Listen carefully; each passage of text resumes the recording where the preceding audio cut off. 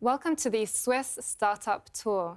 I'm here with Barbara Lax, who is the founder and CEO of Little Greenhouse, a childcare group with 4 centres now in Switzerland.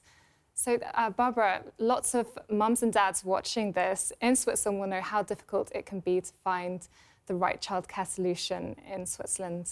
And you went through this yourself with your daughter before you founded Little Greenhouse. Tell us about how you came up with the idea, and did this play a part in you setting up the business?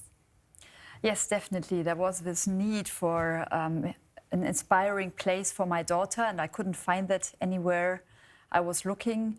But that really didn't trigger the decision to start my own business. It was more that I was looking for something where I could have an impact and where I could do something more local in my job. I was working for an international company, and I felt that after 12 years, I wanted to do something where you can actually have a tangible result. And that idea of the Little Greenhouse actually came up during a barbecue with friends. So it was really by coincidence. Actually, my first idea was to create a Bavarian beer garden. And so that's how I started. That's quite a departure from childcare group. What was the moment when you decided, I can go ahead with this, I can go ahead and start this business? It was actually pretty fast that I was quite convinced that I needed to take this opportunity because, I was really feeling that it was like a spark. It was like, it was very emotional when I had this idea. Actually, it was also at that same barbecue when everybody said, yeah, but the beer garden, you can't do that because your daughter is small and then you're never going to be at home at night and so on. So I said, yes, fine. Then I just start a very inspiring childcare group. And everybody was applauding because everybody had a story about, families that couldn't find a place for their children or had to move away or stop their job. And so that really was, for me, that moment already. When I cycled home from that barbecue, actually, I thought, why not, I mean, I can be creative, I can have an impact. I'm passionate about sustainable development, so I can really create something that's sustainable, that also the whole education is also for the environment, the future citizen, the modern family, also the whole, diversity aspect of it.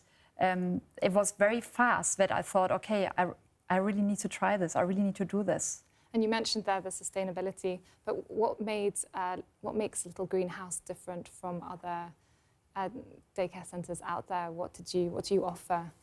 So we have 4 pillars in our concept, and one of it is all the nature aspect. So we call it woods and well-being.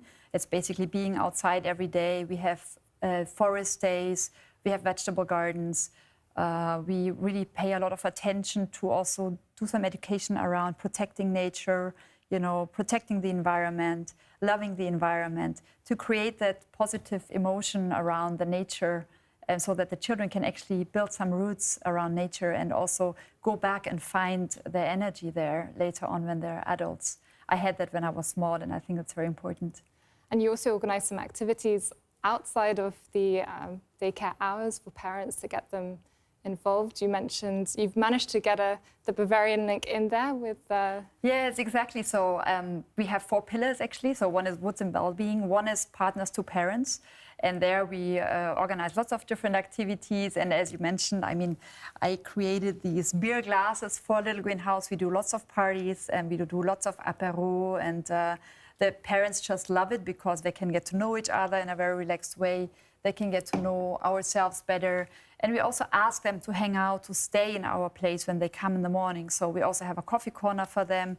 Then we also have these cups coffee to go away, basically. So they're to use again, so they are not just to throw away, but they can obviously also just stay with us and have the coffee with us. And so that's one second pillar where we create also a lot of services around partners to parents. So we have very flexible opening hours. The parents don't have to come and pick up the children at a certain hour. There's a lot of flexibility. We also propose, babysitter services at their homes. We have a lot of other events. We have created this club also now that also offers more possibilities for parents. So that's the partners to parents. Then we have the living languages. That's all the different languages. We have actually 3 different languages in each group: English, French, and German. So the children hear different languages throughout the day. And it's an immersion principle. So we're using also all the neuroscience, all the new, findings that actually the brain of the children, they are developed the most when they're very small. So it's important that they hear different languages from very early on and that they keep it then as well.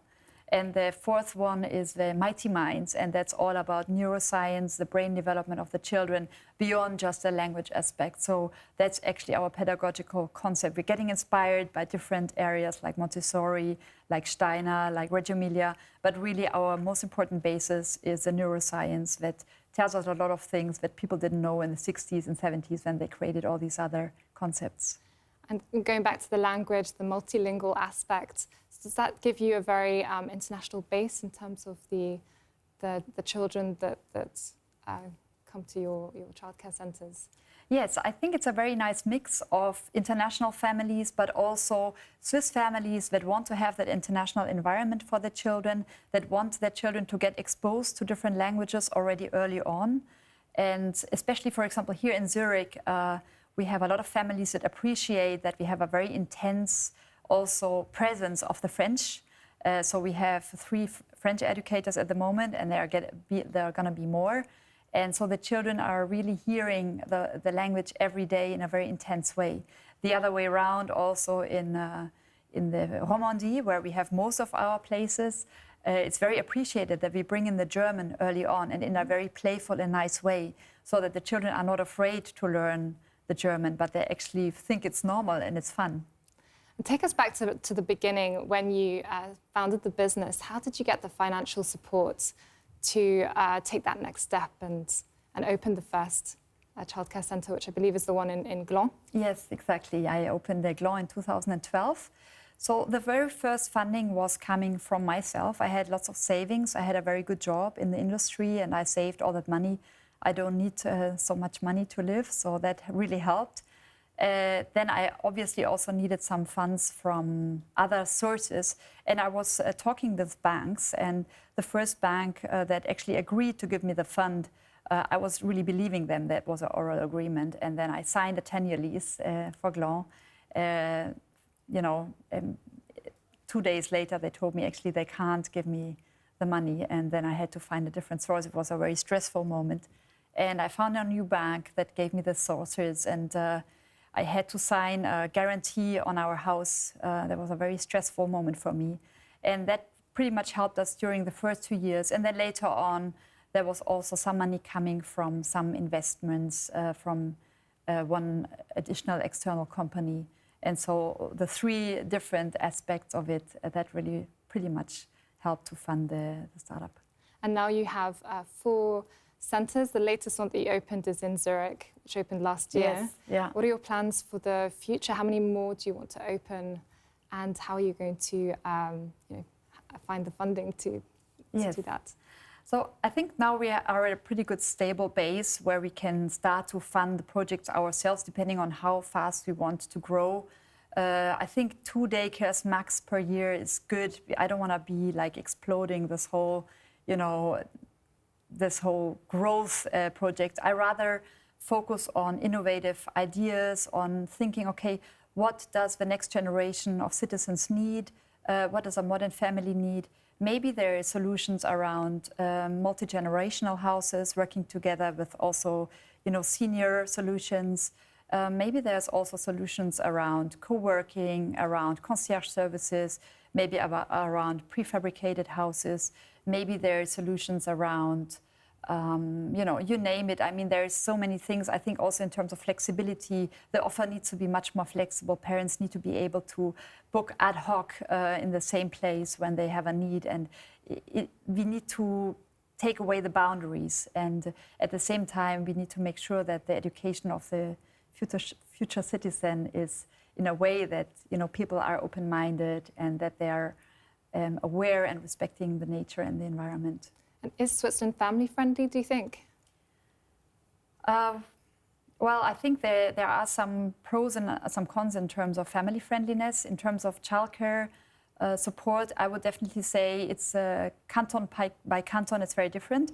I would definitely call Zurich a childcare friendly canton because they do a lot. They actually also help parents that don't have the funding, for example, to get a place subsidized, even if it's a private daycare. That's not the case in the French-speaking part of Switzerland, which I think is a pity because it creates a two-class society. Only the ones that can afford will go to a private daycare. So I think some cantons are more family-friendly than others. And just from my perspective as a private daycare leader, definitely the German part of Switzerland is more family-friendly, I would say, than the Romandie because of this aspect. So when you came to Zurich and proposed the idea here of opening a daycare here, you found them much more receptive to the concept compared to the Swiss. The families love it. I mean, the families love it in the Romandie and they love it here. But what is nice in Zurich, we can have a better social mix. We can actually also welcome families that wouldn't be able to come up with the full cost, the full price, you know, which is a very high cost to run a childcare. Because you mentioned the subsidies that aren't available for for families in the Swiss-French part wanting to apply for a private nursery place. And so in the Romandie, the families basically are not entitled to get any subsidies for private daycare. And therefore, we can only welcome the families that can actually pay the price. And the price is quite high because there's a lot of standards around staff. And it's a lot of staff that you need for the management of our childcare. And you have some really interesting hobbies on the side of your work. You're a triathlete and you've completed an endurance race. You're an ironwoman. And so you're no stranger to challenges. And so what, you mentioned some challenges here, but what are the main challenges you found in setting up the business here and growing it? I think if you talk from an energy point of view, that was actually a bit of a trap for me to thinking that I'm an endurance person and I can just work harder to get it all figured out. I pretty soon realized the harder I work, the more tired I get.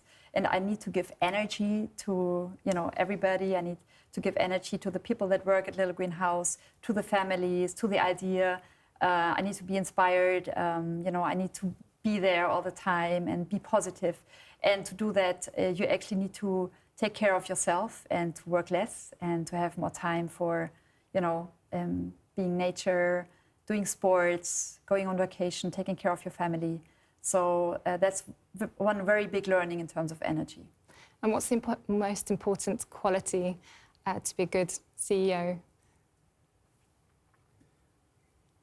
I think it's important to be humble and to listen to people, and at the same time to keep your energy high and to make sure your glass is always full, so then you can take care of the others.